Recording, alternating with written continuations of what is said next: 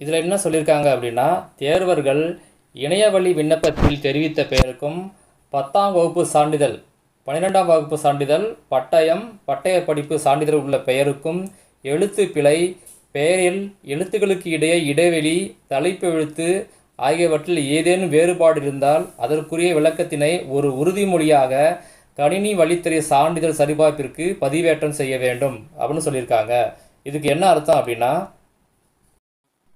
நீங்கள் அப்ளை பண்ணும்போது நீங்கள் மென்ஷன் பண்ணியிருந்த உங்கள் பேருக்கும் 10th certificate, 12th certificate, diploma, degree certificate இதில் உள்ள உங்கள் நேமுக்கும் ஏதாவது ஸ்பெல்லிங் மிஸ்டேக் இருந்துச்சு அப்படின்னா, இல்லை பேருக்கிடையில் கேப் இருந்துச்சு அப்படின்னா, இல்லை இனிஷியல் ஏதாவது தப்பாக இருந்துச்சு அப்படின்னா, இப்போ என்ன சொல்கிறாங்க அப்படின்னா, உறுதிமொழி கடிதம் அதை கொடுக்க சொல்கிறாங்க. அதாவது மன்னிப்பு கடிதத்துக்கு பதிலாக உறுதிமொழி கடிதத்தை கொடுக்க சொல்கிறாங்க. இந்த உறுதிமொழி கடிதம்னா வேறு ஒன்றும் இல்லை, உங்கள் மன்னிப்பு கடிதம் ஹெட்டிங்க்கு பதிலாக உறுதிமொழி கடிதம் அப்படின்னு ஹெட்டிங்கை போட்டுட்டு கடைசியாக எல்லாம் எழுதிட்டு உறுதி அளிக்கிறேன் அப்படின்னு சொல்லி சைன் பண்ணிவிடுங்க. இதுதான் உறுதிமொழி கடிதம். இதில் என்ன சொல்லியிருக்காங்க அப்படின்னா, தேர்வர்கள் 10ஆம் வகுப்பு சான்றிதழ், 12ஆம் வகுப்பு சான்றிதழ், பட்டயம், பட்டய படிப்பு சான்றிதழை பெற்ற பின் பெயர் மாற்றம் செய்து இருந்தால் கணினி வழித்தறிய சான்றிதழ் சரிபார்ப்பிற்கு அரசிதழில் வெளியான அறிவிக்கை, அதாவது கவர்மெண்ட் கெசட் அல்லது உரிய நீதிமன்ற ஆணையை பதிவேற்றம் செய்ய வேண்டும் அப்படின்னு சொல்லியிருக்காங்க. இதுக்கு என்ன அர்த்தம் அப்படின்னா,